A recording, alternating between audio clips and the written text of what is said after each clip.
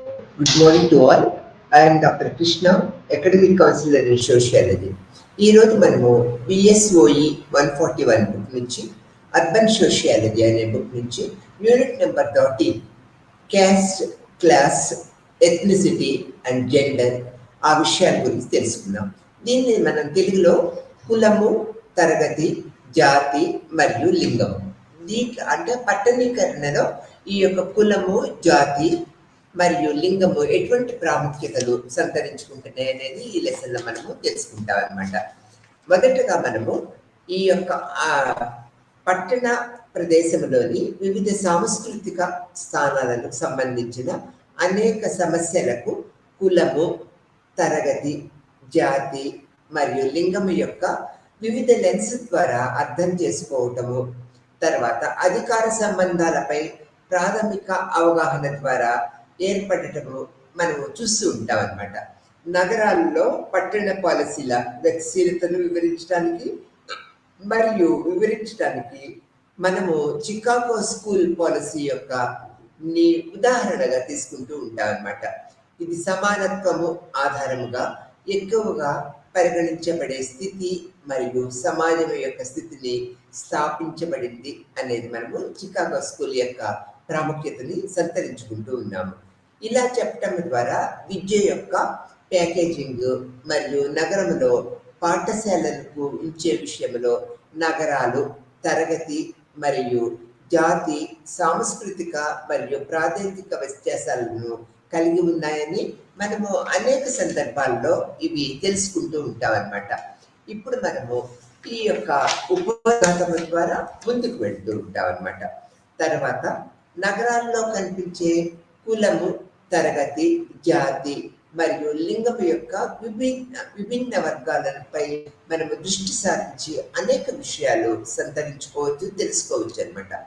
తర్వాత అన్ని సామాజిక, రాజకీయ, ఆర్థిక మరియు సాంస్కృతిక సంబంధాలలో అంతర్లీనంగా ఉన్న ఆధిపత్యము మరియు ఆధీనంపై ఫ్రోకాల్డ్ యొక్క సైద్ధాంతిక అవగాహనను ఉపయోగించి పట్టణ అధికార రాజకీయాల గురించి మనము తెలుసుకుంటూ ఉంటాము. ఎంతో మంది శాస్త్రవేత్తలు అంటే అర్బన్ సోషియాలజిస్టులు కానీ ఈ సామాజిక శాస్త్రవేత్తలు కూడా ఎంతో మంది ఈ యొక్క పట్టణీకరణ పద్ధతుల మీద అనేక రకాల సిద్ధాంతాలను రూపొందించిన ఈ ఫ్రోకాల్డ్ యొక్క సైద్ధాంతిక సిద్ధాంతాన్ని మనము ఎక్కువ ప్రాచుర్యంలోకి వచ్చింది. అది అనుపయుక్తంగా ఉంటుంది అన్ని దేశాల యొక్క పట్టణీకరణ ప్రజలకు అందరికీ కూడా.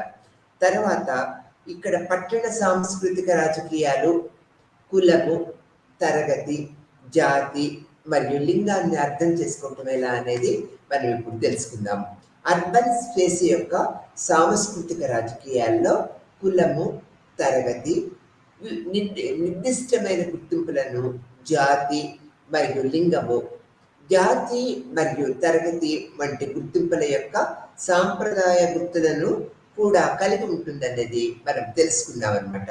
మరియు ముఖ్యంగా భారతీయ సందర్భాలలో కులము ఏదైనప్పటికీ ఇవి అర్థం చేసుకున్న కార్గియల్ వలె కాకుండా లింకార్ అర్థంలో కానీ మరింత బహువచన పద్ధతిలో కానీ మనకి కనిపిస్తూ ఉంటాయి. వీనిలో ఒక గుర్తింపు తప్పనిసరిగా ఇతర అంటే అన్ని ఇతరాలను భర్తీ చేయదనేది కూడా మనము తెలుసుకుంటూ ఉన్నాం. పట్టణ ప్రకృతి దృశ్యము ఎంత క్లిష్టంగా ఉంటుందో ఆ ప్రకృతి దృశ్యాన్ని ఏర్పరిచే వ్యక్తులు వ్యక్తిగత విషయాలకి ప్రవేశం యొక్క పాయింట్లు ఎక్కువగా ఉంటాయని కూడా మనం తెలుసుకుంటూ ఉంటాము. కులము, తరగతి, జాతి మరియు లింగము వంటి విభిన్నమైన కానీ అతివ్యాప్తి చెందుతున్న వర్గాలను చేర్చడం ద్వారా ఈ పట్టణ ప్రకృతి దృశ్యాలు ఎలా రూపాంతరం చెందుతూ ఉన్నాయో కూడా మనము ఈ లెసన్లో తెలుసుకుంటూ ఉంటాం అన్నమాట. మరియు ముఖ్యంగా 2 సందర్భాలలో వాటి అర్థము మొదటి ప్రస్తుతి సందర్భము ఒక నిర్దిష్ట సామాజిక సాంస్కృతిక పక్ష క్రమంతో ఖచ్చితమైన ప్రభావాన్ని చూసేవారి కోసము అది ఏమి సూచిస్తున్నది. రెండవది భవిష్యత్తు సందర్భంలో అయితే భవిష్యత్తును కలిగి ఉన్నట్లు చెప్పబడిన అంతవరకు వర్తమానము ఆ యొక్క మరియు అలాంటిది వాస్తవానికి ఈ పద్ధతుల యొక్క తేడాలను కూడా మనకు తెలియపరుస్తూ ఉంటుంది. వర్తమానము మరియు భవిష్యత్తు యొక్క విశ్లేషణలో గతంలో కూడా ముడిపడి ఉందని చెప్పనవసరం లేదు. మనకు అది అంతా తెలిసిన విషయమే అనమాట. ఎందుకంటే ఇది ప్రాథమికంగా వర్తమానాన్ని నిర్ణయిస్తూ ఉంటుంది. వివిధ భౌగోళిక ప్రదేశాలలో పట్టణ ప్రకృతి దృశ్యంపై అనేక రకాల శక్తుల ప్రభావం మనము చూస్తూ ఉంటాం అన్నమాట. మరియు దాని నివాసులు దాని అర్థం ఏమిటో మనం అర్థం చేసుకుంటూ ఉంటాము. ఏది ఏమైనప్పటికీ అది పట్టణ ప్రకృతి దృశ్యంలో చేస్తున్నందువల్ల శక్తి మరియు దాని డైనమిక్ అంశాల యొక్క ప్రాథమిక చర్చ ప్రారంభం కావాలని మనము గుర్తుపెట్టుకోవాల్సిన విషయం.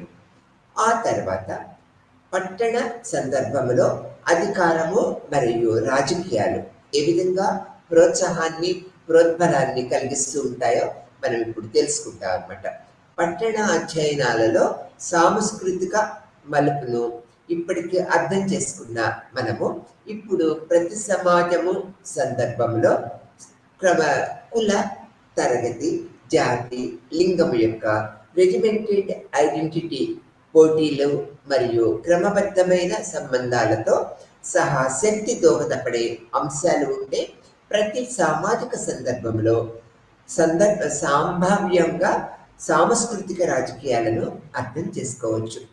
సామాజిక రంగంలో ఎక్కడ జరిగినా ఒక వ్యక్తి లేదా సమూహము మరి ఒకరి ఆధీనంలో ఉంటారనేది కూడా మనం దీనివల్ల తెలుసుకుంటూ ఉన్నాం అనేది కూడా గుర్తుపెట్టుకోవాల్సిన విషయంగా చెప్పుకుంటూ ఉంటాం. ఆ తర్వాత ఇక్కడ ఫ్రోకాల్డ్ ఒక సైద్ధాంతిక పరంగా అనేక రకాల పరిశోధనలు చేసి తన అభిప్రాయాలను అనేక విధాల మనకి తెలియపరుస్తూ వచ్చారు. దాన్ని ఈ ఫ్రోకాల్డ్ యొక్క సైద్ధాంతిక సిద్ధాంతాన్ని మనము అన్ని విషయాల్లో కూడా ప్రభావితం చేస్తూ ఉండటం వల్ల మనము అనుసరిస్తూ ఉన్నాము అనేది కూడా మనం చెప్పుకోవచ్చు అనమాట. ఫ్రోకాల్డ్ శక్తి ఉత్పాదకమైనది. ఇది కొన్ని పద్ధతుల బోధనల ద్వారా నిర్దిష్ట రకాల ఆత్మాశ్రయ గుర్తింపులను ఉత్పత్తి చేయడానికి పనికొస్తూ ఉంటుంది అనేది కూడా మనం తెలుసుకుంటూ ఉన్నాము. ఇది పాత అధికార నమూనా సార్వభౌమాధికారం యొక్క దృక్కోణం నుంచి అదృశ్యముగా కొనసాగుతూ ఉంటుంది. అధికారము అతనికి బహువచనము. ఇది అసంఖ్యాకంగా పాయింట్ల నుంచి ఒకే రాజకీయ కేంద్రం నుంచి ఒక ఉన్నత వర్గము లేదా బ్యూరోక్రాటిక్ సంస్థల తర్కము వలె అమలు చేయబడుతుందనేది కూడా మనము తెలుసుకోవాల్సిన విషయము. ముఖ్యంగా పవర్ ఫ్రోకాల్డ్ ఉత్పాదకమైనది. అతని విశ్లేషణలు అతను విశ్వసించే మోడల్స్ పై ఆధారపడి ఉంటాయనేది కూడా మనము తెలుసుకుంటూ ఉన్నాం అన్నమాట. దీనిలో అధికారము, రాజ్యము ప్రత్యేకించి చట్టం కలిగి ఉన్నట్లు భావించడం జరుగుతూ ఉంటుందన్నమాట.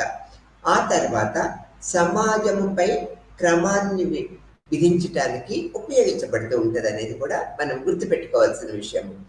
అతను తన పనిలో పూర్తిగా నిర్వచనానికి సంబంధించిన అంశముగా శక్తి ఉన్న చోట ప్రతిఘటన ఉండాలని ఈ ఫ్రోకాల్డ్ భావించారనమాట. ది సబ్జెక్ట్ అండ్ పవర్ అనే బుక్ లో ఫ్రోకాల్డ్ సమకాలీన సమాజంలో ఆధిపత్యము మరియు ప్రతిఘటనల మధ్య సంబంధాన్ని అనేక రూపాలలో చర్చించారు. అతను జుడియో డిస్కర్వింగ్ మోడల్లో అధికారంపై తప్పనిసరిగా ప్రతికూల, నిర్బంధ మరియు నిరోధక దృక్కోణాలను మించి కదులుతూ ఉంటాయనేది కూడా సూచించారనమాట. తర్వాత ప్రాథమికంగా స్వేచ్ఛా సబ్జెక్టులు అని అతను నమ్ముతున్న వాటిపై అధికారము తప్పనిసరిగా పనిచేస్తుందనేది నొక్కి ఒక్కాణించారనమాట. ప్రతిఘటన చట్టబద్ధమైన అవకాశం ఉన్న చోట మాత్రమే అని ఆయన తెలియపరిచినప్పటికీ సబ్జెక్టులు పూర్తిగా నిర్ణయించబడినప్పటికీ వారికి అందుబాటులో ఉన్న పరిధి నుంచి వివిధ చర్యల అవకాశాలను ఇప్పుడు గుర్తించవచ్చు. ఇది శక్తిపరంగా ఆలోచించటము బోధనాత్మకమైనది. లేకుంటే అది కేవలము హింసతో మనము పోరాడుతున్నది. ఉదాహరణకు తీసుకున్నట్లయితే బానిసత్వం అనే బానిస సర్కిళ్లలో ఉన్న అధికార సంబంధాన్ని కలిగి ఉండదు, కానీ హింసతో కూడుకున్నది. ఫ్రోకాల్డ్ అక్కడ అధికారము ప్రతి చోట ఉంది మరియు సబ్జెక్టులు విచక్షణాత్మకంగా నిర్ణయించబడిందని అతను మునుపటి వాదనను తిప్పికొట్టారు. ఉపన్యాసాలకు ముందు తప్పనిసరిగా ఉచిత సబ్జెక్టు ఉనికిలో ఉందని అతను అంగీకరించారనమాట. అతను అప్పటికి ఇప్పటికీ అదే అభిప్రాయాన్ని కలిగి ఉన్నారు. అయితే సబ్జెక్టులు ఇతరులచే నియంత్రించబడే చోట మరియు వారి స్వంత లేదా మరొకరి ద్వారా వారి స్వంత గుర్తింపుతో ముడిపడి ఉన్నంత వరకు సబ్జెక్టులు అధికారం యొక్క అభ్యాసంలో నిర్మించబడతాయనేది ఫ్రోకాల్డ్ తన అభిప్రాయాన్ని వ్యక్తీకరించారనేది మనము గ్రహించవలసిన విషయము.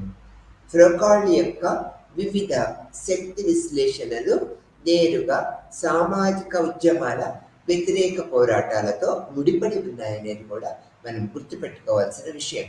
సమకాలీన సమాజంలో బహుశా ఈ విరుద్ధ పోరాటాల యొక్క అతి ముఖ్యమైన అంశం ఏమిటంటే అవి సబ్జెక్ట్ యొక్క సవాలు చేసే విధానం.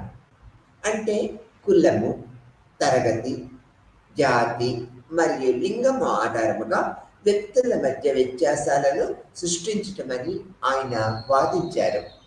అతని కోసము సామాజిక ఉద్యమాలు గణనీయమైన స్థాయిలో ఇప్పటికే ఉన్న గుర్తింపులను నిర్ధారించడంపై ఆధారపడి ఉంటూ ఉన్నాయి మరియు అందువల్ల బైనరీ వర్గీకరణలు అంగీకారంపై కూడా ఆధారపడి ఉన్నాయనేది మనము గుర్తుపెట్టుకోవాల్సిన విషయంగా చెప్తూ ఉన్నాము. ఈ విధంగా ఫ్రోకాల్డ్ అనేక రకాల అభిప్రాయాలను మనకి అనేక విధాల కూడా తెలియపరుస్తూ ఉన్నారనేది చెప్పుకోవచ్చు. ఉపన్యాసాలు మరియు అధికారిక అభ్యాసాలలో సాధారణం కాదనమాట. కానీ అవి ఇప్పటికే ఉన్న గుర్తింపులు, తిరస్కరణ కూడా కలిగి ఉంటూ ఉంటాయన్నమాట. అతను ఉదహరించిన ఉదాహరణలు స్త్రీలపై పురుషులకు, పిల్లలపై తల్లిదండ్రులకు అధికారానికి వ్యతిరేకంగా పోరాటాలు, మానసిక రోగులపై మనోచికిత్స, జనాభాపై వైద్యము మరియు ప్రజలు జీవించే విధానముపై పరిపాలన, అతనికి ఇవి ప్రధాన అంశాలుగా మారుతూ ఉన్నాయనేది మనము అతని సైద్ధాంతిక పరిశీలన పద్ధతుల్లో మనము తెలుసుకోవచ్చు అన్నమాట. దీని ద్వారా సబ్జెక్ట్ని మనము ప్రశ్నించగలుగుతూ ఉంటాం అన్నమాట.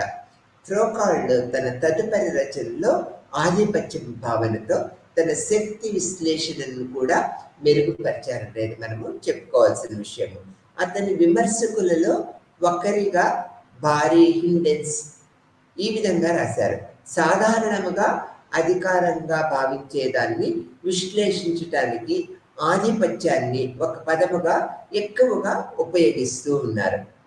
అధికారం అనే పదాన్ని ప్రభుత్వంతో భర్తీ చేశాడు ఫ్రోకాల్డ్ అనే దృక్పథాన్ని ఈ యొక్క హిండెన్స్ తన అభిప్రాయాన్ని వ్యక్తపరిచారన్నమాట. తర్వాత మార్పుకు దారితీసే శక్తి మరియు ప్రతిఘటన ఎలా ఉంటుందో మనం ఇప్పుడు తెలుసుకుందాం అనమాట. ఫ్రోకాల్డ్ యొక్క హిండెన్స్ యొక్క పథకము ప్రకారము అతడు అన్ని మానవ పరస్పర చర్యల యొక్క లక్షణముగా మరియు ఆధిపత్యాన్ని ఒక నిర్దిష్ట శక్తి నిర్మాణముగా గుర్తించటానికి మరియు ఖచ్చితమైన పదాలను ఉపయోగించాలనేది మనం తెలుసుకోవాల్సిన విషయం.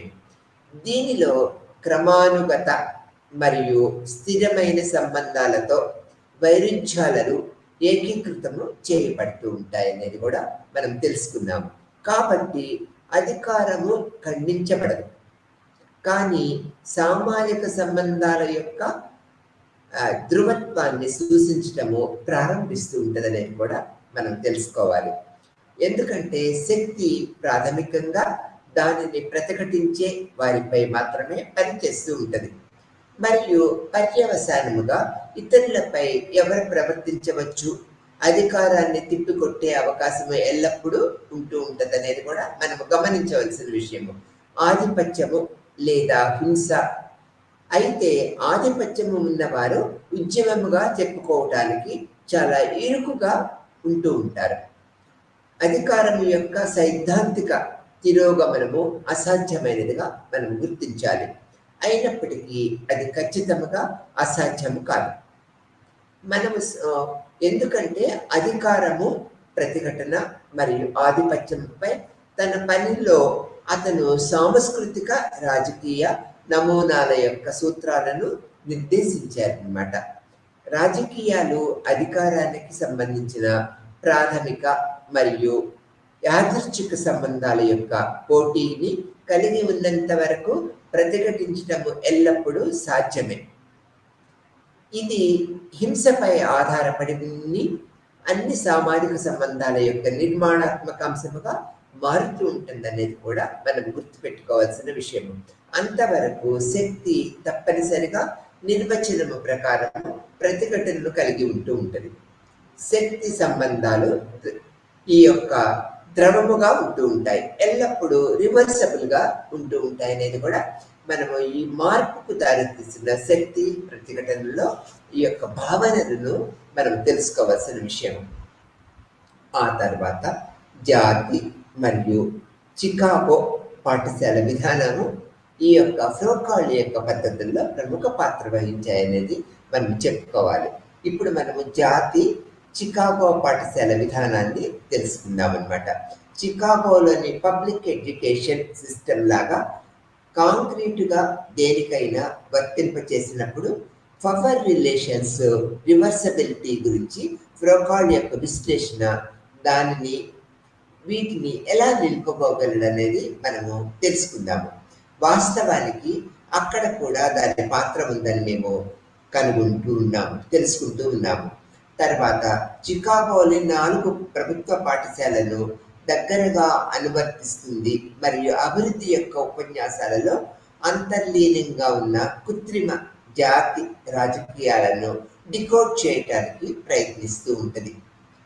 లిప్మాన్ తన పేపర్లో making the global city making అసమానతలో చికాగో పాఠశాల సంస్కరణ మరియు రాజకీయ ఆర్థిక వ్యవస్థ లేదా నగరం యొక్క సాంస్కృతిక రాజకీయాలను, ముఖ్యంగా జాతి యొక్క సాంస్కృతిక రాజకీయాలను దానికి సంబంధించి గురించి చాలా తక్కువ విశ్లేషణలు జరిగాయని పేర్కొన్నారు.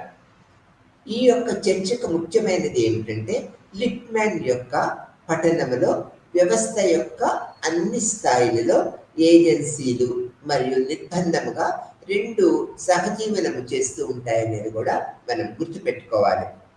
అలానే నిర్బంధంగా చదవటము వంటివి విధానము ఆచరణ కాబట్టి పొందుపరిచిన అనేక వైరుధ్యాలు మరియు వివాదాస్పద అంశాల ఫలితము అవుతూ ఉంటుంది అనేది కూడా ఈ యొక్క సైద్ధాంతికపరమైన భావనలతో మనము తెలుసుకోవాల్సిన విషయముగా మనం చెప్పుకుంటూ ఉంటాం అన్నమాట. తర్వాత ఇక్కడ చికాగో స్కూలు మరియు పవర్ డైనమిక్స్ గురించి ఈ యొక్క ఫ్రోకాల్ యొక్క అభిప్రాయాలను మనం ఇప్పుడు తెలుసుకుందాము. తర్వాత ఇక్కడ ప్రపంచ వ్యాప్త ప్రాధాన్యత నొక్కటం ద్వారా ప్రపంచ పునర్వ్యవస్థీకరణ యొక్క అత్యంత సమగ్ర పునాది ఉంది అనేది ఈ యొక్క సైద్ధాంతికపరమైన సిద్ధాంతంలో మనము ఈ యొక్క చికాగో స్కూల్ మరియు పవర్ డైనమిక్స్ ద్వారా తెలుసుకున్నాము. ఈ పరిణామాలు పెట్టుబడిదారీ జనాభాలోని భారీ వర్గాలను అస్థిరపరిచూస్తూ ఉంటాయి అన్నమాట. తర్వాత అంతిమముగా నగరాల ప్రాదేశిక పునర్వ్యవస్థీకరణను పెంపొందించడం ద్వారా జాతీయ మరియు తరగతుల ఆర్థిక వ్యవస్థ యొక్క అధిక సామాజిక అభివృద్ధిని సృష్టించడం అనేది తయారీలో ఒక ప్రత్యేక పద్ధతిగా మనం చెప్పుకోవచ్చు. యునైటెడ్ స్టేట్స్లోని జాతులు, జాతి సమూహాలు మరియు సామాజిక స్థావరం నుంచి సేవలు మరియు సమాచారంలో ఒకదానికి ఇది మారిందిగా మనం గుర్తించాలి. మరియు ఇది అత్యంత చిన్న భిన్నమైన మరియు క్రమక్రమంగా ధృవీకరించబడిన కార్మిక శక్తిని సృష్టించిందనేది కూడా మనం తెలుసుకోవాలి. చికాగో స్కూల్ అండ్ మరియు పవర్ డైనమిక్స్ యొక్క భావన ఆ విధంగా ఉండేది. కొత్త ఆర్థిక వ్యవస్థలో కొత్త కార్మిక శక్తిని గుర్తించిన ధోరణులను కూడా మనం ఇప్పుడు తెలుసుకుందాము. మొదటిదిగా మనం చూసినట్లయితే ఈ యొక్క ప్రాథమిక తయారీలో తగ్గుదల, దానిల నిర్మాణములో మార్పుతో పాటు వృత్తిపరమైన మరియు సాంకేతిక ఉద్యోగాలలో గణనీయమైన పెరుగుదల ఉండగా ఆపరేటివ్లచే నిర్వహించబడే ఉద్యోగాలు వేగంగా తగ్గుతూ ఉంటాయి. కొత్త ఆర్థిక వ్యవస్థలో కొత్త కార్మిక శక్తిని గుర్తించిన ధోరణిలో ఇది మొదటిది అనమాట. మరి ఇంకొకసారి చెప్పుకుందామా. మొదటి పాయింట్, ప్రాథమిక తయారీలో తగ్గుదల, దాని నిర్మాణంలో మార్పుతో పాటు వృత్తిపరమైన మరియు సాంకేతిక ఉద్యోగాలలో గణనీయమైన పెరుగుదల ఉండగా ఆపరేటివ్లచే నిర్వహించబడే ఉద్యోగాల వేగము తగ్గాయి అనేది మొదటి పాయింట్లో చెప్పుకున్నాము. ఇక రెండవ పాయింట్లోకి వెళ్ళేటప్పుడు వేతనాలు మరియు విద్య, జీతాలు మరియు ప్రయోజనాల ద్వారా అత్యధికముగా విభజించబడిన సేవా ఉద్యోగాలలో గణనీయమైన పెరుగుదల, ఉన్నత నైపుణ్యాలు కలిగిన సాంకేతికత, నిర్వాహక మరియు వృత్తిపరమైన ఉద్యోగాలలో ఎగువ ముగింపు ప్రధానంగా శ్వేత జాతీయులని ఎగ్జాంపుల్గా తీసుకోవాలి. మరియు తక్కువ నైపుణ్యం కలిగిన తక్కువ వేతన ఉద్యోగాలలో వేగవంతమైన వృద్ధి ఉన్నదనేది రెండో పాయింట్లో చెప్పుకుంటున్నాం. ఈ యొక్క మూడో పాయింట్కి వచ్చేటప్పటికీ ఈ అవంతక శ్రమ యొక్క ఘనీభవించిన విస్తరణ ఏ విధంగా ఉందంటే తాత్కాలిక పార్ట్ టైం వర్క్, అలానే మల్టీ టాస్కింగ్ ప్రధానంగా కోలెట్ వ్యక్తులు చేస్తూ ఉంటారు. మహిళలు మరియు వలసదారులు 2 లేదా అంతకంటే ఎక్కువ ఉద్యోగాలు చేస్తున్నారు. కొన్నిసార్లు నలుగురు కూడా ఈ యొక్క పనిని చేస్తూ ఉన్నారు అనేది మూడో పాయింట్లో తెలుసుకున్నాము. నాలుగో పాయింట్లోకి వచ్చేటప్పటికి ఇక్కడ స్థిరముగా అభివృద్ధి చెందుతున్న అనధికారిక ఆర్థిక వ్యవస్థ ప్రధానంగా మరియు వలస కార్మికులను నియమించింది. వారు గణనీయమైన ధనవంతుల కోసము ప్రత్యేకమైన వినియోగ వస్తువులు మరియు సేవలను ఉత్పత్తి చేస్తూ ఉంటారు. ఉదాహరణకు తీసుకున్నట్లయితే ఇంట్లో పిల్లలు సంరక్షణ మరియు అనుకూలించిన దుస్తులు ఈ యొక్క ఉదాహరణగా చెప్పుకున్నాం. అలానే తక్కువ ధర వస్తువులు మరియు సేవలు తక్కువ ఆదాయ కుటుంబాలు. ఉదాహరణకు తీసుకున్నట్లయితే లైసెన్స్ లేని కుటుంబ డే కేర్ మరియు గ్యారేజ్ ఉత్పత్తి ఫర్నిచర్గా ఈ యొక్క నాలుగో పాయింట్లో చెప్పుకుంటున్నాం. ఈ యొక్క ఐదో పాయింట్లోకి వచ్చేటప్పటికీ సంభావ్య వర్కర్స్లో ఒక ముఖ్యమైన విభాగానికి ప్రధానంగా ఆఫ్రికన్ అమెరికన్ మరియు లాటినో యువతను అధికారిక ఆర్థిక వ్యవస్థలో అతి తక్కువ పనిని కేటాయించడము అనేది కూడా మనం ఇక్కడ ఈ పాయింట్లో చెప్పుకుంటూ ఉంటాము. సంక్లిష్టముగా ఇది అప్గ్రేడ్ యొక్క ఏకకాల ప్రక్రియ ఫలితముగా మనము గుర్తుపెట్టుకోవాల్సిన విషయం. నా తరగతి జాతీయ మూలము మరియు లింగము ఎక్కువగా వర్గీకరించబడిన వర్క్ ఫోర్సుల్లో టౌన్ గ్రేడింగ్ మరియు కార్మికుల మినహాయించడము ద్వారా అది కొత్త ఆర్థిక సమయంలో చికాగో గ్లోబల్ సిటీ అత్యాధునిక ఉత్పాదక సేవలు మరియు విస్తారమైన ఇంటర్నేషనల్ మార్కెట్లను అందించడానికి కార్యాలయానికి సంబంధించిన అనేక ప్రమాణాలను మనము మరియు రాజకీయ నాయకులు మరియు ఆర్థిక ప్రముఖులు గ్లోబల్ సిటీని ఉపయోగిస్తూ ఉన్నారు. డెవలప్మెంట్ పాలసీని సమర్థించడానికి కొందరు సూచించినప్పటికీ ఈ యొక్క చికాగో పాఠశాల విధానము ఇందులో భాగమైందిగా మనము గుర్తుపెట్టుకోవాల్సిన విషయము. ఆ తర్వాత చికాగోలో ప్రాంతంలో విజృంభించాయి అనేది మనం చెప్పుకోవచ్చు. జెంట్రిఫ్లయింగ్ శ్రామిక తరగతి నివాసితులు ఖర్చుతో ఇక్కడ మనము చూడవచ్చు అన్నమాట.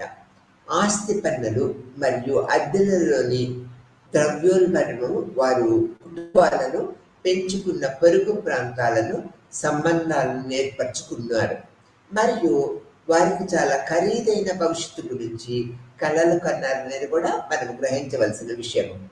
నిర్లక్ష్యముగా కారణముగా తక్కువ ఆదాయ పరిసరాలు శిథిలావస్థను చేరుకున్నాయి. అదే సమయంలో నగరము, లైబ్రరీలు, పాఠశాలల నుంచి పన్నులను మళ్లిస్తూ ఉంటుంది మరియు అభివృద్ధి కోసము అవస్థాపనకు ఇతర ప్రజాసేవల ఎంపిక ఉన్నత తరగతి అనేది ప్రముఖ పాత్ర వహిస్తున్నది. ఈ రెండో పాయింట్కి వచ్చేటప్పటికి ఈ ప్రాంతాలు తక్కువ ఆదాయము లాటినో ఆఫ్రికన్ అమెరికన్లను ముఖ్యంగా త్వరితగతిని జెంట్రీపై అనుకున్న అవుతున్న ప్రాంతాల నుంచి బలవంతంగా బయటికి నెట్టబడ్డాయనేది కూడా మనం గుర్తుపెట్టుకోవాల్సిన విషయం. మరియు అత్యధిక అణగారిన ఆర్థిక పరిస్థితులతో నగరము మరియు శివారు ప్రాంతాలలో ఎక్కువగా వేరు చేయబడ్డాయనేది కూడా ఈ పాయింట్లో మనం గుర్తుపెట్టుకోవాలి. ఆ తర్వాత పాఠశాలలు మరియు సింబాలిక్ రాజకీయాలు ఎలా ఉన్నాయి అనేది కూడా మనం ఇప్పుడు తెలుసుకుందాం. పాఠశాలలు మరియు సింబాలిక్ రాజకీయాల పద్ధతులు మనం తెలుసుకుందాం. ఇక్కడ మనము ఇవి నిర్మాణాత్మక పరిస్థితులు అయితే చికాగో ప్రభుత్వ పాఠశాల సంస్కరణలు సూచించిన జవాబుదారీ విధానాల నిర్వహణ ద్వారా స్థానిక పాఠశాలల్లో ఒక రకమైన ప్రతీకాత్మక రాజకీయాలు ఉన్నాయి అనేది మనం తెలుసుకున్నాము. వారు విద్యపై ప్రజల అవగాహనను రూపొందిస్తూ ఉంటారు, విద్యా వైఫల్యాలపై వివరిస్తూ ఉంటారు మరియు చట్టబద్ధమైన తరగతి గది జ్ఞానము, విద్యాభ్యాసము మరియు యోగ్యమైన సామాజిక గుర్తింపుల గురించి సాధారణ అవగాహన చుట్టూ స్పృహను ఏర్పరుస్తూ ఉంటారు అనేది కూడా మనం తెలుసుకోవాల్సిన విషయం. కొన్ని పాఠశాలల్లో దాదాపు అన్ని విద్యార్థులు లేక వారి కుటుంబాలలో స్పానిష్ మొదటి భాష అయినప్పటికీ ద్విభాషా విద్యార్థులను ఆంగ్లంలో పరీక్షించడానికి కొంత అవసరాలను అనుకూలంగా వారి విలువలను తగ్గించబడ్డాయనేది కూడా మనం ఇక్కడ గుర్తుపెట్టుకోవాలి. కొత్త ద్విభాషా విద్యా ప్రమాణాలను ద్విభాషావాదము మరియు సంస్కృతికపై ఆంగ్ల భాష సముపార్జన ప్రతీకాత్మకంగా ప్రాధాన్యత ఇస్తూ ఉంటాయి. ఇక్కడ అంతేకాకుండా సిపిఎస్ విధానాలు, ఉన్నత స్థాయి విధానాలు ఇవి ప్రభుత్వ విద్యా వైఫల్యానికి బాధ్యతను రాష్ట్రాల నుంచి వ్యక్తులకు బదిలీ చేస్తూ ఉంటారు అనేది కూడా మనం తెలుసుకోవాలి. అదనంగా ఈక్విటీకి మార్గముగా ప్రాధాన్యత ప్రమాణాలు గత వివక్షలను భర్తీ చేయడానికి అదనపు వనరులను అందించడానికి బాధ్యత నుంచి వైదొలగటం ద్వారా రాష్ట్రం యొక్క ఉద్దేశపూర్వక చర్యగా మనము తెలుసుకోవాలి. పైగా అధిక స్టేట్ విధానాల మాదిరిగానే ప్రమాణాలు మరింత క్రమబద్ధీకరించబడ్డాయి. ఇది మొత్తముగా క్రమ పద్ధతిలో వారు పరిష్కరించడానికి పేర్కొన్న అసమానతను ఉత్పత్తి చేయడానికి కొనసాగుతూ ఉన్నదనేది కూడా మనం తెలుసుకోవాలి. తర్వాత లిట్మాన్ యొక్క విశ్లేషణ వాస్తవికతపై దృష్టి సారించిందనేది కూడా అతని యొక్క పరిశోధన పద్ధతిలో మనం ఉన్నాము. అయితే కొత్త విద్యా అవకాశాలు ప్రతి ఒక్కరికి అందుబాటులో ఉన్నాయని పేర్కొన్నప్పటికీ చాలామంది ప్రాథమికంగా రంగురంగుల విద్యార్థులే ఎక్కువ ప్రాథమిక అక్షరాల చుట్టూ ఏర్పాటు చేయబడిన పాఠశాలలకు హాజరయ్యే అవకాశము ఎక్కువగా ఉన్నదనేది కూడా మనము ఈ యొక్క పద్ధతిలో లిట్మాన్ యొక్క పరిశోధన పద్ధతుల్లో తెలుసుకుంటూ ఉన్నాం అనేది కూడా మనం తెలుసుకుంటూ ఉన్నాం అన్నమాట. తర్వాత రూపొందించినప్పటికీ, అనేక రకాలుగా రూపొందించినప్పటికీ నిర్మోహమాత్మైన అసమానతల వ్యవస్థలో ఎజెండా అనేది ఆలోచన, సమానత్వ వేతన, ఉద్యోగాల భాషలో ప్రమాణాలను, పరీక్షలు లేదా జవాబుదారీతనము మరియు ఈ యొక్క న్యాయం అనేది ఎలా ఉన్నదనేది కూడా మనము తెలుసుకోవాల్సిన విషయంగా చెప్తూ ఉన్నాము. ఆ తర్వాత పాఠశాలలు మరియు జాతీయ గుర్తింపు, ప్రాదేశిక పంపిణీ ఎలా ఉన్నదనేది ఇప్పుడు మనము తెలుసుకుంటూ ఉంటామన్నమాట. ఈ అసమానతలు చికాగో ఆర్థిక వ్యవస్థలో కొత్త కోణాలను తీసుకుంటూ ఉన్నాయి. లిప్మాన్ యొక్క కొన్ని విశ్లేషణలను ప్రస్తుత దీనిలో పేర్కొనటము నిరాధారణమైనది కాదు. పాఠశాల విద్య మరియు వృత్తిపరమైన నిర్మాణాల మధ్య సరళమైన అనురూపాన్ని పక్కన పెడితే, చికాగో పబ్లిక్ స్కాన్ సంస్కరణలో విద్యాభేదము మరియు పునర్వ్యవస్థీకరించబడిన ఆర్థిక వ్యవస్థలో విభజించబడిన శ్రామిక శక్తి మధ్య అద్భుతమైన సంబంధము కలిగి ఉన్నదనేది కూడా మనము ఈ యొక్క లిప్మాన్ యొక్క సైద్ధాంతిక సిద్ధాంతంలో తెలుసుకుంటూ ఉన్నాము. ఏకకాలంలో డౌన్ గ్రేడ్ చేయబడిన మరియు ఉన్నత నైపుణ్యాలు కలిగిన కార్మికులు కొత్త ఆర్థిక వ్యవస్థలో వృత్తి మరియు సైనిక పాఠశాలల్లో గ్రాడ్యుయేట్లను అందుబాటులో ఉన్న అనేక ఉద్యోగాలు గతంలో యూనియన్ చేయబడిన పారిశ్రామిక ఉద్యోగాల భద్రత, ప్రయోజనాలు లేదా కొంత స్థిరమైన ఆదాయాన్ని అందించవు అనేది కూడా మనం గుర్తుపెట్టుకోవాల్సిన విషయము. అదనముగా గతంలో కంటే జ్ఞానము చాలా నిర్ణయాత్మకంగా ఉన్న సమాజంలో విద్యాభేదము కొత్త అర్థాన్ని సంతరించుకుంటుందనేది కూడా మనము తెలుసుకున్నాం అన్నమాట. భవిష్యత్తులో సురక్షితమైన భావాన్ని అందించే గౌరవప్రదమైన మంచి వేతనము మరియు స్థిరమైన ఉద్యోగంలో ప్రవేశం పొందేందుకు ఉన్నత పాఠశాల డిప్లొమా సరిపోతుందని ఇకపై నిశ్చయంగా మనం చెప్పలేమన్నమాట. సమాచార ఆర్థిక వ్యవస్థలో విద్య అనేది ఒక కీలకమైన నిర్ణయాధికారము. కాకపోతే బహుశా ఒక్కటే కారకము. ఒకరు డౌన్ గ్రేడెడ్ లేబర్ సెక్టార్ను దూరంగా ఉంటారా, లేదా అధిక వేతనం పొందే నాలెడ్జ్ వర్కర్ సమానముగా ముఖ్యమైన విభిన్నమైన పాఠశాలలు మరియు ప్రోగ్రాములు విద్యార్థులను వారి గుర్తింపులను రూపొందించడానికి వివిధ వనరులను మనకి అందిస్తూ ఉంటాయనేది కూడా మనం తెలుసుకుంటూ ఉన్నాము.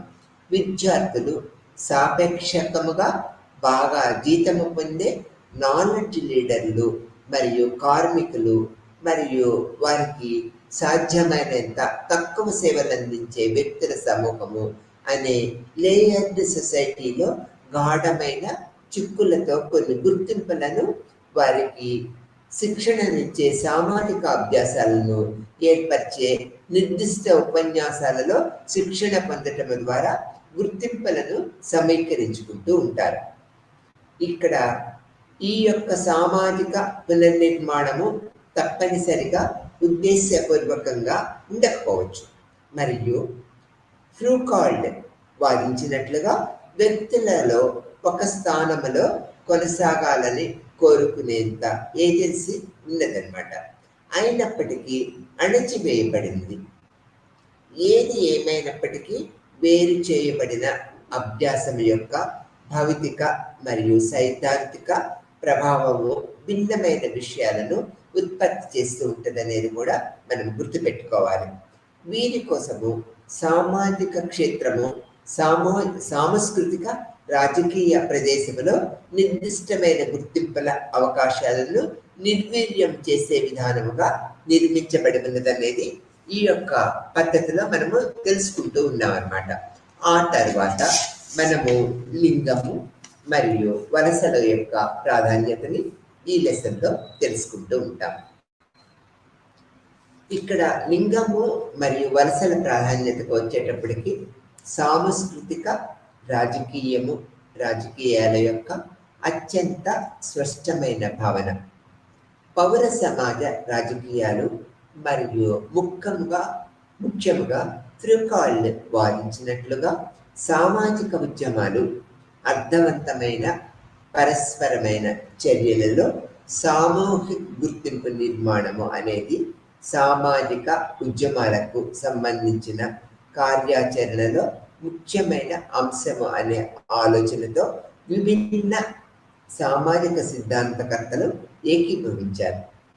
ఈ యొక్క సిద్ధాంతాన్ని అనేక మంది సామాజిక సిద్ధాంతకర్తలు ఏకీభవించారు అన్నమాట. అందువల్ల సామాజిక ఉద్యమాలు సాంస్కృతిక రాజకీయాలలో నిమగ్నమై ఉన్నాయనేది కూడా మనం తెలుసుకోవాలి. వ్యతిరేక సామూహిక గుర్తింపులను నిర్మించటానికి సంఘటనలు, సంస్థలు మరియు ఇతరులకు సంబంధించిన వాటి స్థానాలపై ఆధిపత్యము, అవగాహనలను పోటీ చేస్తూ ఉంటాయి. ఈ సాంస్కృతిక రాజకీయాలలో ఈ ప్రయత్నాలు రాష్ట్ర స్థాయిలో నిజమైన రాజకీయాలకు ఒక రకమైన పూర్వగామిగా పరిగణించబడము. నిజానికి పౌర సమాజము స్థాయిలో వచ్చే ప్రాథమిక అర్థము అవుతూ ఉంటుంది అన్నమాట. దీనికోసము ఆధీన గుర్తింపులకు పూర్తిగా తిరస్కరించడము మరియు జీవన విధాన పరిపక్వత మరియు సమతౌల్య సామాజిక సంబంధాలు ప్రకటించబడిన సామాజిక అవసరము. ఈ విషయంలో సాంస్కృతిక రాజకీయ ప్రాముఖ్యతను మహిళా ఉద్యమము ఒక ప్రధాన ఉదాహరణగా మనం చెప్పుకోవచ్చు. ఇది లింగము మరియు వలస యొక్క ప్రభావము ఏ విధంగా ఉంటుందనేది మనం ఈ యొక్క అంశంలో తెలుసుకుంటూ ఉన్నాము. తర్వాత పౌరసత్వ హక్కు మరియు సాంస్కృతిక భేదాలు అనే అంశం కూడా మనం తెలుసుకుంటాము. రాజకీయ సామాజిక శాస్త్రజ్ఞులు దృష్టిని ఆకర్షించిన మరొక ప్రాంతము సాంస్కృతిక రాజకీయ చిక్కులను తీవ్రంగా పరిగణించాలని డిమాండ్ చేస్తూ ఉంటుంది. రాజకీయ సామాజిక శాస్త్రజ్ఞులు దృష్టిని ఆకర్షించిన మరొక ప్రాంతము సాంస్కృతిక రాజకీయ చిక్కులను తీవ్రంగా పరిగణించాలని డిమాండ్ చేస్తూ ఉంటుంది అన్నమాట. పౌరసత్వము హక్కులు మరియు వారి పోటీ వారసత్వం యొక్క సాంస్కృతిక రాజకీయాల్లో ఉద్భవించే అంశాలలో ఒకటి ఆలోచన ప్రక్రియగా మనము చెప్పుకోవచ్చు అన్నమాట. ఆ తర్వాత దీని పద్ధతుల్లోకి మనం వచ్చినట్లయితే వ్యత్యాసం కూడా అనేక రకాల వ్యత్యాసాలు కూడా ఉన్నందున దానిని స్ఫూర్తిని చాలా స్పష్టంగా గుర్తించిన సామాజిక ఉద్యమాలలో బహు సాంస్కృతిక హక్కులను ఇప్పుడు సమానత్వంలో ఒక ఆలోచన ప్రాథమికమైనదిగా గుర్తించబడింది అనేది మనము చెప్పుకోవాలి. లింగము, కులము, తరగతి లేదా జాతి వంటి సమానత్వంలో భేదము హక్కులు న్యాయమైనవిగా మనం తెలుసుకోవాలన్నమాట. సాంస్కృతిక రాజకీయ విషయము సందర్భంలో చెప్పబడిన మొత్తము ఉద్యమాలు అనే భావనతో ప్రశ్నించబడుతూ ఉన్నది. స్త్రీలు పనిచేయని మరియు కేర్ టేకర్లు ఒకే సాంస్కృతిక పౌరసత్వం యొక్క ఆలోచనలకు సవాలు చేస్తూ ఉన్నాయనేది కూడా మనం ఇక్కడ గుర్తుపెట్టుకోవాల్సిన విషయం. ఆ తర్వాత వలసదారుల విషయానికి వస్తే కొందరిపై పోరాటము ఒకే విధంగా ఉంటూ ఉంటుంది. భిన్నంగా పరిగణించబడతారు లేదా బదులుగా సంస్కృతి వలసదారులు దాదాపు ఎల్లప్పుడూ ఒకే స్థాయిని కలిగి ఉంటారు. వారు కూడా విస్తృతమైన అర్థమయ్యే అసమాన రంగంలో పౌర సేవకులు మరియు రాజకీయ నాయకులు విధానాలను అభివృద్ధి చేయటానికి మరియు రాష్ట్ర సంస్థల నిర్వహించడానికి జాతీయ మరియు సంస్కృతిని వ్యతిరేకంగా జాతి వ్యత్యాసాలకు సంబంధించిన ప్రసిద్ధ భావాలను ప్రతిబింబిస్తూ ఉంటారు. ఇది ఒక ప్రముఖ పాయింట్గా మనం చెప్పుకోవాలన్నమాట. లేదా తారుమారు చేస్తూ ఉంటారు. తత్ఫలితంగా ఈ భావనలను బలోపేతం చేస్తూ ఉంటారు. మరియు గ్రహాంతర సంస్కృతికి వ్యతిరేకమైన జాతీయ భావనలు, అందువల్ల వలసలను చుట్టుముట్టే ఈ సమస్యలు మరియు సాంస్కృతిక రాజకీయాలను పునరుత్పత్తిని చేస్తూ ఉంటాయనేది కూడా మనము గ్రహించవలసిన విషయంగా తెలుసుకోవాల్సిన విషయము. తర్వాత అంతేకాకుండా వాటిని వివిధ స్థాయిలు ఉపన్యాసాలను రూపొందించే మార్గాలలో వాటిని రూపొందించడంతో పాటు ఆటో మైగ్రేషన్ చర్యలలో ప్రధానముగా ఉన్నది అక్షరాల ఒక దేశం నుంచి మరొక దేశానికి వెళ్ళే భౌతిక చర్య కాదనేది కూడా మనము గ్రహించవలసిన విషయము. కానీ రాజ్యము మరియు వలసలకు సంబంధించిన సాంస్కృతిక రాజకీయాల యొక్క విభిన్న డైనమిక్స్ యొక్క పరస్పర చర్యలు ఇక్కడ వివిధ రకాలుగా ఏకవచనములో అర్థం చేసుకోవచ్చు. ఒక గొడుగు, ఒక దేశము, ఒక ఊహాజనిత ప్రజలు మరియు సరిహద్దు లోపల వారి ఉద్దేశించిన సంస్కృతి. దేశ రాజ్యము అనేది ఒక దేశంతో అనుబంధించబడిన పాలనా సంస్థలు మరియు వలస అనే సరిహద్దులను కూడా వ్యక్తులు కదలికగా మనం చెప్పుకోవచ్చు. ఇంకొకసారి చెప్పుకుందామా? ఒక గొడుగు, ఒక దేశము, ఒక ఊహాజనిత ప్రజలు మరియు సరిహద్దుల లోపల వారి ఉద్దేశించబడిన సంస్కృతి. దేశ రాజ్యము అనేది ఒక దేశములో అనుబంధించబడిన పాలనా సంస్థలు మరియు వలస అనేది సరిహద్దులు గుండా వ్యక్తుల కలయికగా మనము గ్రహించవలసిన విషయంగా చెప్పుకుంటూ ఉంటాం. ఆ తర్వాత స్థానిక, జాతీయ మరియు గ్లోబల్ స్కేల్ను మార్చటంలో నిరంతరము అభివృద్ధి చెందుతున్న సంస్కృతి యొక్క ఆలోచనలు, బహుళ జాతీయవాదం యొక్క ఉద్భవిస్తున్న రీతులు యొక్క సాక్షాత్కార తర్వాత స్థిర గుర్తింపులను విడదీయటం ద్వారా ప్రేరేపించబడుతూ ఉంటాయి. ఇక్కడ చూడండి, స్థానిక, జాతీయ మరియు గ్లోబల్ స్కేల్ను మార్చడంలో నిరంతర అభివృద్ధి చెందుతున్న సంస్కృతి యొక్క ఆలోచనలు, బహుళ జాతీయవాదం యొక్క ఉద్భవిస్తున్న రీతులు యొక్క సాక్షాత్కార తర్వాత స్థిర గుర్తింపులను విడదీయటం ద్వారా ప్రేరేపించబడుతూ ఉంటాయనేది మనము ప్రముఖముగా తెలుసుకోవాల్సిన విషయము. ఈ విభిన్న మరియు అస్థిర గుర్తింపులు ఎల్లప్పుడూ మారుతూ ఉంటూ ఉంటాయి. సామాజిక సంస్థ యొక్క విభిన్న రూపాలు, మారుతున్న పెట్టుబడిదారీ విధానము, అలాగే ప్రపంచీకరణ యొక్క చీకటి కోణాలు, అనంతర దృశ్యాలను మనము పరిగణలోకి తీసుకున్నట్లయితే నిరంతరము దేశ పరిస్థితులు నిరంతరము మారుతూ ఉంటాయి. మారుతూ ఉన్నప్పుడు జాతి, లింగము, వలసలు ఈ యొక్క పద్ధతులు కూడా మారుతూ ఉంటాయనేది కూడా మనం తెలుసుకోవాల్సిన విషయము. ఈ విషయ పరిగణలోకి మనం తీసుకున్నట్లయితే అనేక రకాలుగా ఈ భిన్న మరియు అస్థిర గుర్తింపులు మరియు ఎల్లప్పుడూ మారుతూ ఉంటాయి కనుక సామాజిక సంస్థల యొక్క వివిధ రూపాలు, మారుతున్న పెట్టుబడిదారీ విధానాలు, అలాగే వలసలు, ఈ యొక్క ప్రజల యొక్క ఆర్థిక పరిస్థితులు నిరంతరము మారుతూ ఉంటాయనేది కూడా మనం తెలుసుకోవాల్సిన విషయము. ఈ యొక్క ప్రాపంచీకరణ అంటే గ్లోబలైజేషన్, ఆర్థిక వ్యవస్థలు, ఈ తరగతి, జాతి, వర్గము, వలస విధానము, లింగ పద్ధతుల వల్ల అనేక రకాల మార్పులు, చేర్పులు అన్ని దేశాలలో మనము చూస్తూ ఉంటాము. దానివల్ల ఆర్థిక స్వరూపము నిరంతరము మారుతూ ఉంటుంది. ఈ ఆర్థిక స్వరూపాలు నిరంతరము మారటం వల్ల ఈ యొక్క దేశం యొక్క సుస్థిరత అనేది అగమ్య గోచరంగా ఉంటుంది. ఒకప్పుడు స్థిరంగా ఉంటుంది, ఒకప్పుడు చలనరహితంగా ఉంటుంది, మారుతూ ఉంటుంది అనేది మనం చెప్పుకోవచ్చు.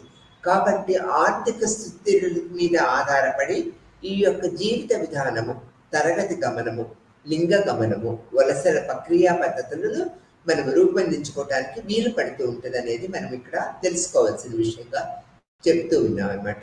ఈ ప్రక్రియా పద్ధతుల ద్వారా మనము ఈ యొక్క అనంత దృశ్యము మనము పరిగణలోకి తీసుకున్నట్లయితే మారుతున్న సామాజిక మరియు రాజకీయ పరిస్థితులు కేవలము రూపకర్తలే కాదు, సాంస్కృతిక మరియు సామాజిక రాజకీయాలు చోదకులు కూడా. ఈ అనేక ఆందోళనలకి ఈ యొక్క మనము దృష్టి పెట్టినట్లయితే ఇతను ఇమిగ్రేషన్ యొక్క సమస్య అయితే వలసదారుల యొక్క సాంస్కృతిక వైవిధ్యం కారణంగా జాతీయ గుర్తింపును మరియు సమగ్రతకు రాజకీయ ముప్పుగా భావించడము జరుగుతున్నది అనేది మనం ఇక్కడ తెలుసుకోవాలి. ఎందుకంటే దేశ రాజ్యము ఇలా భావించబడింది. భాగస్వామ్య భావాన్ని మరియు విధేయతను సమీకరించే పరిమితమైన మరియు విభిన్నమైన సంఘాలపై స్థాపించబడుతుందనేది మనం ఇక్కడ తెలుసుకోవాల్సిన విషయంగా చెప్పుకుంటూ ఉన్నాము. ఆ తర్వాత మనము ఈ ప్రక్రియా పద్ధతులకు వచ్చినట్లయితే ఒక సాధారణ భాష సంస్కృతికి మరియు సాంస్కృతిక సాంప్రదాయాలు మరియు నమ్మకాలపై ఆధారపడి ఉంటుందనేది కూడా మనం గ్రహించవలసిన విషయము. ఇమిగ్రేషన్ సమస్య గురించి ఇది మొత్తము చర్చ కాదు, మరొకమైన ప్రబలమైన అంశం ఏమిటంటే అటువంటి సాంస్కృతిక ప్రభావవంతముగా లేదని రుజువు చేస్తూ ఉంటుంది అనేది కూడా మనం తెలుసుకోవాలి.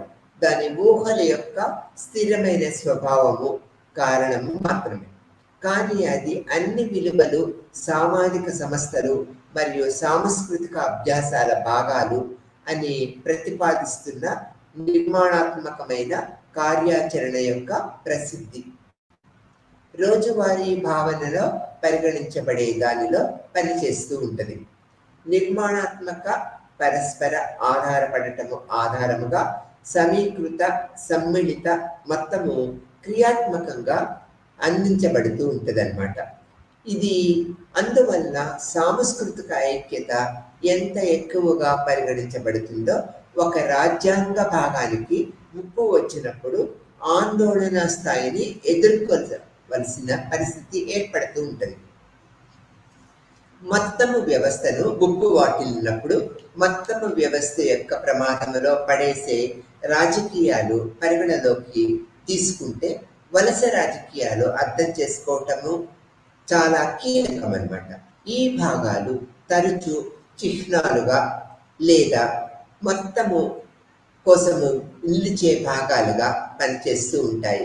మరియు ఇమిగ్రేషను మరియు తద్వారా అలీవ్ ప్రాంతాలు, రాష్ట్రాలు, దేశాల నుంచి తీసుకువచ్చిన సాంస్కృతిక, జాతి, లింగము భేదాల పాత్ర గురించి చర్చలో ప్రధాన ప్రాముఖ్యతను పొందుతూ ఉంటాయనేది కూడా మనము తెలుసుకోవాలి.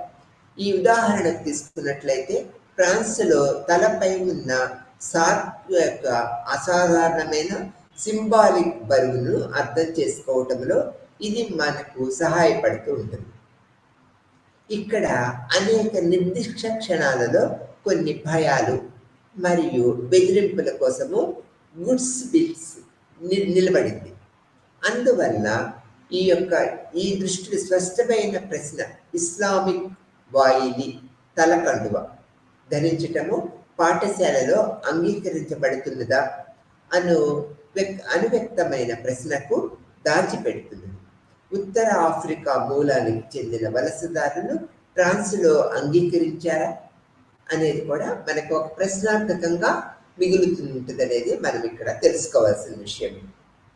సాంస్కృతిక వైవిధ్యానికి అనుగుణముగా మరియు నిర్వహణ సంబంధించిన విధానాలు మరియు సంస్థలో సంభావిత మరియు ప్రతీకాత్మక నిర్మాణంపై స్పష్టంగా మనం చూడవచ్చు.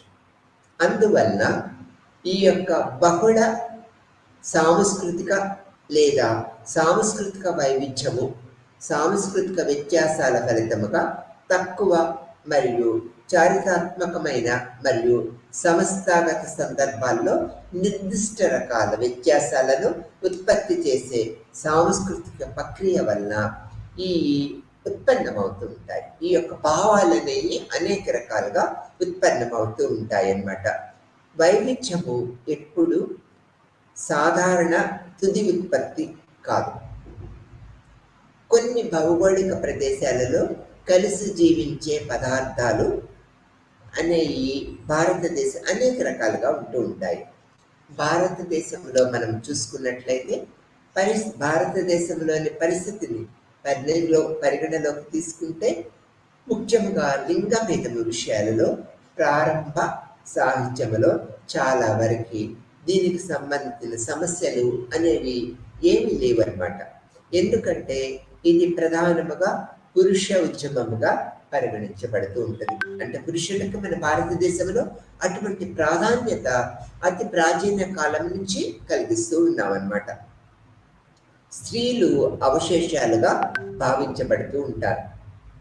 ప్రక్రియ లేదా ఆధారిత అనుచరులుగా 2000 శతాబ్దంలో నాటికి గణాంకాలు భిన్నమైన వాస్తవికతను వర్ణిస్తూ ఉంటాయి.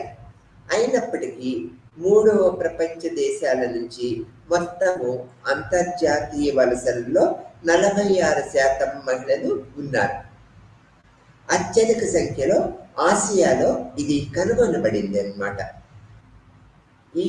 ఇది ఆ తర్వాత మనము మహిళలు మరియు వలసల పాత్రలను మార్చటం ఏ విధంగా ఉన్నదో తెలుసుకుందాము.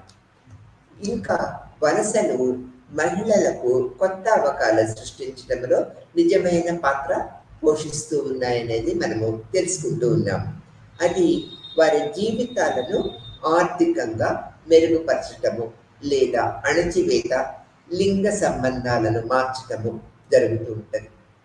సాధారణముగా ఒకదానితో మరొకటి రావటము కనిపిస్తూ ఉంటుంది. వలస వెళ్లే మహిళకు ఇది కీలకమైన ఆదాయ వనరులు. దాని ఫలితముగా అనేక రకాల మార్పులు ఈ యొక్క మహిళల జీవితంలో జరుగుతూ ఉంటాయనేది మనము తెలుసుకోవచ్చు అన్నమాట. ఈ యొక్క వారు తద్వారా ఆత్మవిశ్వాసము మరియు దానితో పెరిగే అవకాశాలు ఎక్కువగా ఉంటూ ఉంటాయి. ఈ వలసల వల్ల ఎక్కువ స్వయం ప్రతిపత్తి పైకి సామాజిక చలనశీలతను ప్రారంభించటం జరుగుతూ ఉంటుంది. ప్రస్తుతము స్త్రీలు వలసలు తలపాగా కార్మిక డిమాండ్ ప్రత్యేకించి లింగముతో ముడిపడి ఉన్న విధానాల నేపథ్యంలో మహిళా కార్మికులు పెరిగిన డిమాండ్ను ఉపయోగించుకోవడానికి ముందుకు వస్తూ ఉన్నారనేది మనము చెప్పుకోవచ్చు. ఇది ఆసక్తికరంగా ఉన్నది. 1981 మరియు 1991 మధ్య ఒక రాజస్థాన్లోనే మహిళా రైతుల సంఖ్య 86% పెరిగిందనేది అనేక సర్వేలలో మనము తెలుసుకున్నామన్నమాట. ఇందులో చాలా వరకు దురదృష్టశాస్తము వ్యవసాయ రంగంలో సమస్యల కారణంగా నిర్మాణ స్థలాలలో, కార్మికుల్లో మరియు మైనింగుల్లో పనిచేయడానికి న్యూయార్క్ మహిళల సమూహాలను బలవంతం చేయటం వల్ల వలసలు మహిళలపై సాధికారిత ప్రభావాన్ని చూపుతున్నాయనేది మనం భావించవచ్చు. శ్రామిక శక్తిలో వారి భాగస్వామ్యము కారణముగా పెరిగిన ఆర్థిక స్వాతంత్రము మరియు తత్ఫలితముగా ఆత్మగౌరవము మెరుగుపడుతుంది. అయినప్పటికీ గ్రామీణ పట్టణ వలస స్త్రీలు లింగ ఆధారిత వివక్షకు ఎక్కువగా గురవుతూ ఉంటారు. ఎందుకంటే ఇది దురదృష్టవశాత్తు తరచూ అనధికార ఆర్థిక వ్యవస్థలో అత్యంత మార్పు లేని మరియు తక్కువ నైపుణ్యము కలిగిన ఉద్యోగాలను ఈ యొక్క రిజర్వ్డ్ లేదా కార్మిక మార్కెట్లు వారి కోసము, అంతేకాకుండా మహిళా వలసదారులు కూడా సాధారణముగా ఈ యొక్క సుదీర్ఘమైన పని యొక్క విడదీయరాని గొలుసుల్లో చిక్కుకుంటూ ఉంటారు. ఆదాయాలు, ప్రమాదకరమైన పని పరిస్థితులు మరియు శారీరక మరియు లైంగిక దూకుడు మహిళలు అవశేష అనుచరులుగా వలస వెళ్ళిన లేదా ఒంటరిగా వలస వెళ్ళాలని ఎంచుకుంటే వారి స్వతంత్ర పరిస్థితుల యొక్క భయంకరమైన వాస్తవికతను మనము ఎదుర్కొనే అత్యంత దారుణమైన విధిని ఎదుర్కొంటారనేది మనకి స్పష్టంగా అనేక రకాల సంఘటనల్లో అన్ని ప్రాంతాలలో మనకి తెలుస్తూ ఉన్నదనేది మనం తెలుసుకోవాల్సిన విషయము.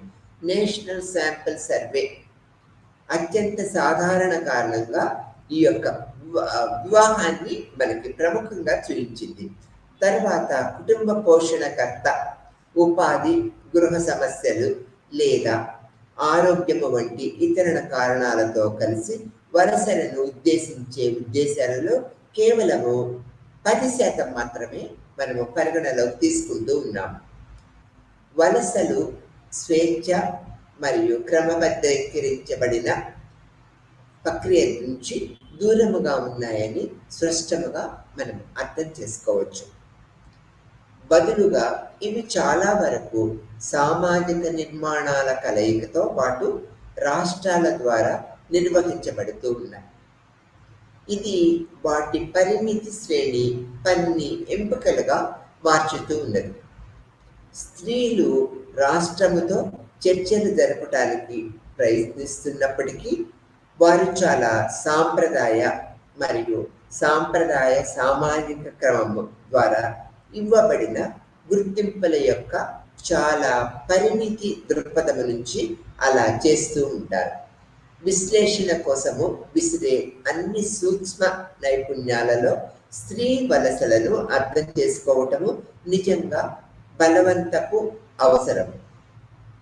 ఇది కేవలము పేదరికాన్ని తగ్గించే ఊహ్యము మాత్రమే కాదు, తరచూ పైకి చలనశీలత మరియు ఆర్థిక వైవిధ్యతకు ఒక వాహనంగా ఇది మారుతూ ఉంటుంది అన్నమాట. వ్యక్తిగత ఆవిష్కరణ మరియు శ్రేయస్సుకు తప్పనిసరిగా గేట్వే అవుతుందనేది కూడా మనము గుర్తుపెట్టుకోవాల్సిన విషయం. మునుపెన్నడూ లేనంతగా నేడు కార్మికులు వలసలు భారత ఆర్థిక వ్యవస్థకి ఆజ్యం పోస్తూ ఉన్నాయి. భారతదేశం యొక్క స్థూల ఆర్థిక స్థిరత్వానికి అనేక మార్గాలలో వలస ప్రవాహాలు దోహదం చేస్తూ ఉన్నాయి. వలసలు కార్మికులపై నిర్మాణ పరిశ్రమ ఆధారపడటము, సేవారంగ వృత్తులలో తూర్పు సరిహద్దుల నుంచి వలస వచ్చిన వారు విదేశాలలో స్థిరపడిన ఉద్యోగులు స్వదేశానికి పంపే చెల్లింపులు మరియు అధికారిక పరిశ్రమల యొక్క పద్ధతులు అన్నీ కూడా మనం పరిగణలోకి తీసుకున్నట్లయితే క్యాజువల్ లేబర్ స్టార్ట్లో పూరించబడిన వలస కార్మికులపై ఆధారపడటము అనేది మనము చూస్తూ ఉన్నాం. ఒక నగరం నుంచి మరొక నగరానికి కార్మికులు వలసల్లో కొన్నిసార్లు కనిపించే కొద్దిపాటి ఆశలు అసమతుల్య పట్టణీకరణ యొక్క వాస్తవికత ఎదుర్కొనే అంత సులభము కాదు. విపరీత పరిస్థితుల్లో పట్టణ పరిస్థితులను మనం పరిగణలోకి తీసుకున్నట్లయితే ఈ యొక్క వలసల వల్ల మన ఆర్థిక పరిస్థితి మెరుగుపడినప్పటికీ కొన్ని పరిస్థితుల్లో ఈ యొక్క జీవన విధానంలో మార్పులు సంభవిస్తూ ఉన్నాయి. గ్లోబలైజేషన్ ప్రక్రియ, పారిశ్రామికీకరణ ప్రక్రియలను మనం పరిగణలోకి తీసుకున్నట్లయితే వలసలు ఎక్కువగా జరుగుతూ ఉన్నాయి. దీనికి సాంకేతిక నైపుణ్యాలు, శ్రమించే తత్వము, ఈ యొక్క ఆర్థిక పరిస్థితి మెరుగుపరుచుకోవాలనే ఆలోచనలనేవి కూడా ఎక్కువ దోహదం చేస్తున్నాయి అనేది మనము చెప్పుకోవాల్సిన విషయంగా చెప్తున్నాము. ఇప్పుడు స్త్రీలు కనుక వలసలు వెళ్తే వివాహం ప్రతిఘటనగా ఏర్పడుతూ ఉన్నది. అటువంటి ప్రక్రియ పద్ధతుల వల్ల ఎక్కువ పురుషులు వలసలు వెళ్ళటానికి దోహదం చేస్తూ ఉన్నాయి. ఎక్కువ మంది పురుషులు ఒక ప్రదేశం నుంచి వేరొక ప్రదేశానికి వలస వెళ్ళాలంటే నైపుణ్యత, శ్రమపడే తత్వము, సామర్థ్యాలు ఇవన్నీ కూడా పరిగణలోకి తీసుకోవాలి. ఈ యొక్క స్త్రీల వలసలు అనేవి అనేక రకాల సంఘటనలతో తగ్గిపోతూ ఉంటాయి. కొన్ని పరిస్థితుల్లో, ప్రస్తుత పరిస్థితుల్లో స్త్రీల వలసలు కూడా ఐటీ సెక్టార్, పారిశ్రామిక రంగము, గ్లోబలైజేషన్ వల్ల పెరుగుతూ ఉన్నదనేది మనము చెప్పుకుంటూ ఉన్నాము. ఈ యొక్క వలసల వల్ల కూడా ఆర్థిక పరిస్థితి మెరుగుదల, దేశానికి ఆర్థిక స్థితిగతులు మెరుగుదలకి దోహదం చేస్తూ ఉన్నాయి.